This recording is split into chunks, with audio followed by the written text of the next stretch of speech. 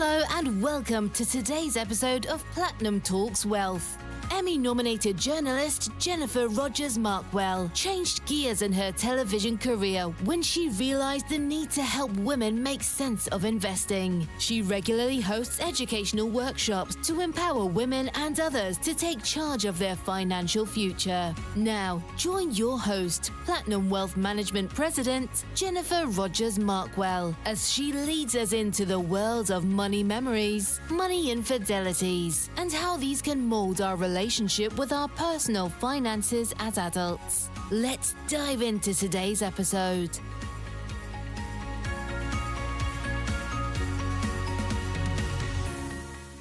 Hi, and thanks for joining us in the Platinum Talks Wealth podcast. It's Jennifer Rogers Markwell, and today we're joined by April Davis. Thanks for joining us.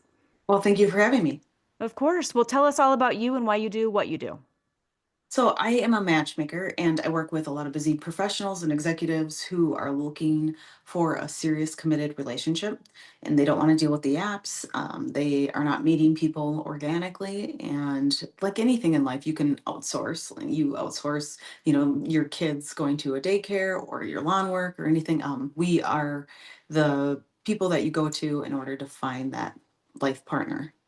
How did you get on that path? I mean, was that something that you have always done since you were little, kind of matchmaking folks in different directions, or how did you get to where you're at now? So the first match I ever put together was when I was 16.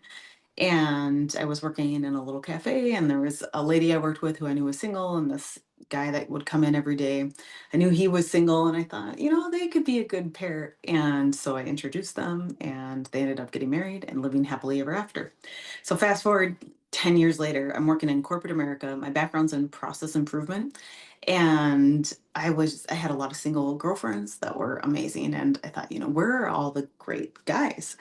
And I love everybody. So I just assume I'll just introduce them to good people and they're going to love each other. And so I just started doing it for fun, and eventually realized that this was an industry and a business. So I started it and just started growing it. And now we're a nationwide firm, Inc. 5,000, fastest growing company in the US. And we have matchmakers all over the world now. That's cool. How many matchmakers would you say were on your team? There's about 20 of us now. So you can be anywhere in the world and kind of lean in. Yeah, we have clients all over the world. So they help depending on where the client is and what our needs are. So they will help with that. So I am happily married, but it is challenging, right, to find someone when you are running your own business or a professional, because you're focusing on that aspect of your life. So getting out and meeting people sometimes isn't always an option for folks. So Right. how are you connecting people? I mean, obviously geographically, they're not always necessarily in the same area. How are you connecting folks together? Well, that's exactly who we work with, right? People that are a lot of business owners, just busy. And so we take all that busy work away. And so they don't need to do anything and they just show up and have fun on the date. So we meet with our clients, understand who they are, who they're looking for. We come up with basically a pipeline of potential introductions, and we vet these people. We meet with them in person, see what they really look like, not just their edited, fake photo. And then we Funny, get not funny, right? Funny, not funny, but that's a thing. yeah, exactly. And then we get a sense of their vibe and their personality, of course, and then see we think that they would be a good fit. Then we'll set them up on a date with the client, and we plan the date and everything. So all they have to do is show up, have fun, get to know the person, and go from there. And then we get feedback, of course, after the date. So we want to know if they liked each other, what they liked, what they didn't, and if they want to see each other again, then they can take it Do to you the know how many next level. matches you have made so far? We've had thousands of clients. So, and we have an 85% success rate in people meeting somebody that they can attain a relationship with. So I can't keep track of everybody, after they're a client, if they stay with somebody long term. We do hear, we get, pictures from weddings and stuff like that. So we will see that, but it's impossible to keep up with all these people after they've left too. It's a good problem to have, I suppose, right? So they're moving on happily, hopefully, with their lives. Yeah, exactly. Well, another thing we talk about on the podcast are money memories. What's a money Mhm. memory that you have from childhood or younger years that helped mold your relationship to money as an adult? So I grew up in rural Minnesota, and my parents were both super hardworking, um, and had multiple jobs. I started working when I was 11. I started babysitting. Somebody trusted me to watch their kids, which I think is kind of crazy. But granted, that it was like late at night, and the kids were all sleeping anyway. But still, I was 11, so that was kind of interesting. And then I also like washed dishes, would work at a golf course, did all kinds of jobs in order to make money because there's 6 kids in my family. We didn't have a lot of money, so if I wanted, the shoes I wanted, or clothes that I want, or even like snacks and stuff I want, I would have to pay for them. So I had a real desire need to make money early on. And I think it's important personally. I think, spoiling kids too much, I meet a lot of really successful people. And one thing that they all have in common is that hunger, that drive, and something sparked that within them. And I think people have to have something, typically, they have to have some sort of hardship and have gone through it in order for that to be ignited in a person. And it was definitely ignited in me. I've been hungry. I know what that's like, and I don't want to go back there. And so was always very motivated, especially money motivated. So I don't have to be hungry. And that's what I think it for me, even from a young age, it drove me. So. I see that in a lot of first-time millionaires as well, right? Obviously, in my industry, helping people, create wealth and do the right things so they can hit their financial goals. But I see that in Hmm. a lot of first-time millionaires because of the way that they grew up or what their money memory was. They wanted to Hmm. do it differently and had that drive and that fire behind them, and how they want to live their life differently moving forward. Yeah, I had the work ethic from my parents that was definitely demonstrated to me, but I mean, they came from nothing, literally nothing. Like my dad was the son of some loggers, and and they were, I mean, they grew up like milking their own cows, and my mom was one of 10 kids that was lost and super. They did not. I mean, they literally were struggling, and so it's just a different mindset. And I mean, I think the generations continue to get better and better. You are listening to the Platinum Talks Wealth podcast. Hey, it's Jennifer. I wanted to take a quick break to remind you that you are worthy to have a seat at the table when it comes to money and your finances. Both me and my team at Platinum Wealth Management, want to meet you where you are, whether you're starting out, starting over, or have been investing for years. Reach out to us at platinumwealth.net or call us at 775-717-0001. We'd be honored to help. And now, back to the podcast. Like in the US anyway, we're getting wealthier and wealthier. So it's but that seeing that drive in them and that work ethic in them definitely was transferred to all of us kids. There's 6 kids in my family, and all but one are entrepreneurs and really driven and successful. It's the American dream. Yeah, seriously. Yeah. Yeah. Well, good. Well, thank you for sharing that.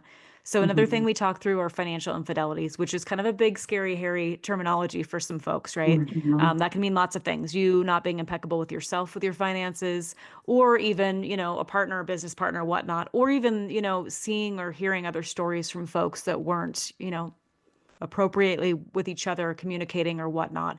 What's a Mhm. financial infidelity that you experienced or that you're willing to share that others could learn from?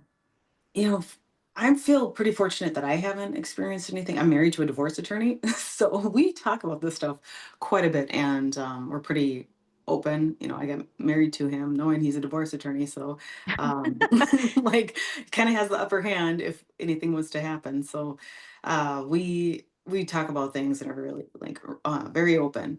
But of course, I've heard some crazy stories from him, and so one of the stories that I thought of right away when you brought this up was there was once this case where the mom was a just an angel, and they had a child with disabilities, and the dad was like really wealthy, multi-millionaire, and didn't want to support her and the kid, and was just dinking around with making his payments, and so they would have to keep bringing this guy back to court to try to get him to make his payments.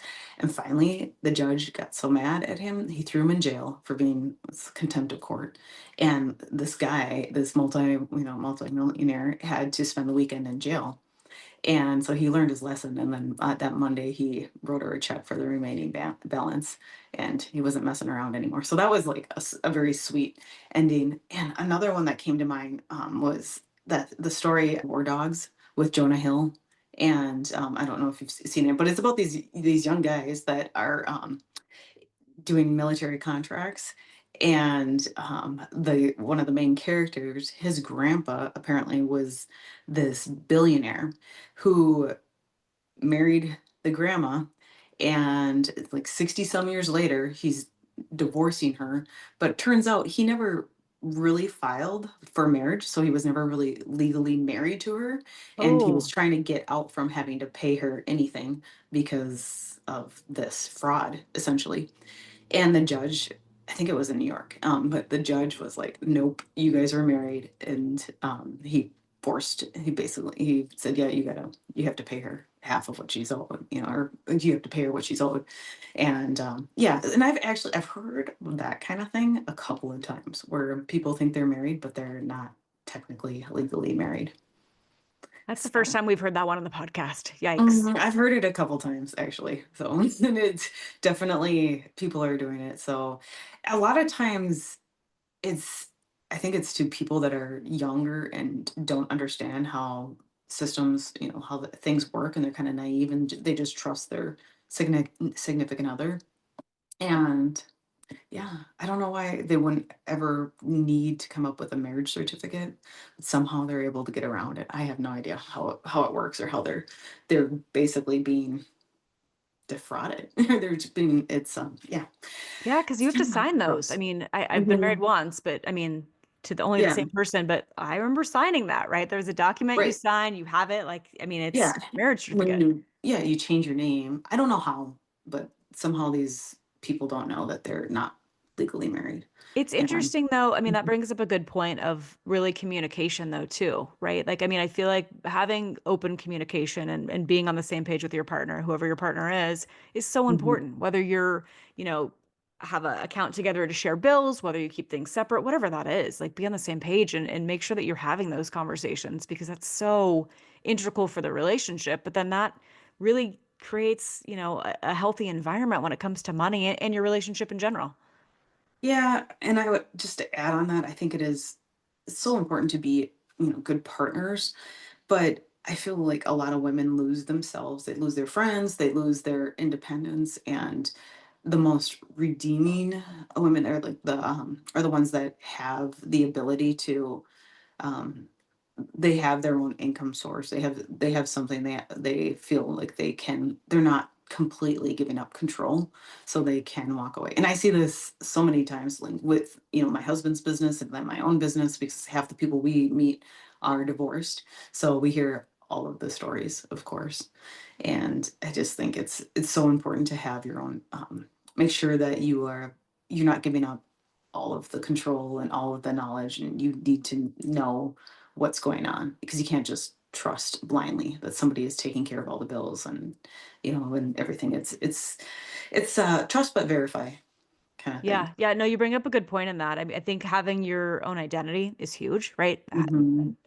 When you partner with someone, again, I only have the experience that I have, but um, I feel like you have to have your own identity. I don't want to lean in so hard that I am 100% reliant on my partner, even though he's fantastic. I still want to be Hmm. able to take care of myself, Lord forbid, if something were to ever happen. And I think, I mean, with divorce rates as high as they are, gosh, like I would never want to blindly go in and just have somebody take care of everything either, because what if something happens there? Not to be a pessimist, I'm happily married, but that's a thing for Statistically, sure. statistically, yeah, half of marriages end in divorce. And I think it's it's funny. higher than half now. I've heard it's higher than Yeah, half, which is it is. wild to me. That's so wild. Well, it's so easy. People Yeah. can just get divorced. And so I think our perspective on marriage, dating, relationships in general, has shifted over the years. And now, I mean, good or bad, women are not, they don't need to be married. We're a very independent society. So we don't need to have each other anymore. Back in, our grandparents' days, Yeah. they literally needed each other to survive. Or if you think about like the 1800s, God, how horrible that would have been. All these women could think about is like finding their husband, and because they needed it to survive ultimately. And now I feel like it's a choice, right? Now I feel like people Mhm. can be hopefully more open with their hearts and open with their Yeah. relationships because they're choosing not for force, but choosing to be with that person. Right. And women are out earning and out educating men too. So they definitely, they don't need to be in a relationship. And it's become more socially acceptable too to be single. Definitely. Definitely. Well, awesome. Thanks for sharing all of that. So as we start to wrap the conversation, I always like to ask, what are tips and or tricks that you use to utilize money differently in your own household? Well, I love like apps that where you can track all what's going on, what your basically your net worth is, and then see all your transactions so you can keep an eye on everything.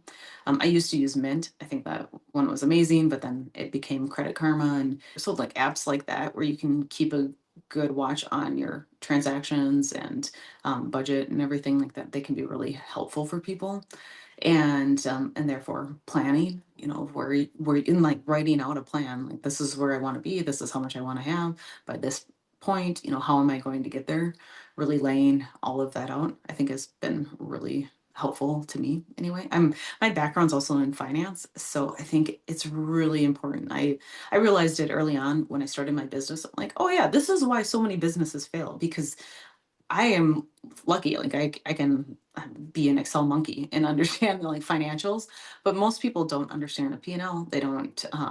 They're not really financially literate. So I think you have to educate yourself to your blind spots. And if finance and budget, all that stuff is not your strong suit, like there's YouTube videos out there on how to understand this stuff. Like there's so many educational resources. You need to educate yourself. So obviously, if they're listening to you, they probably are.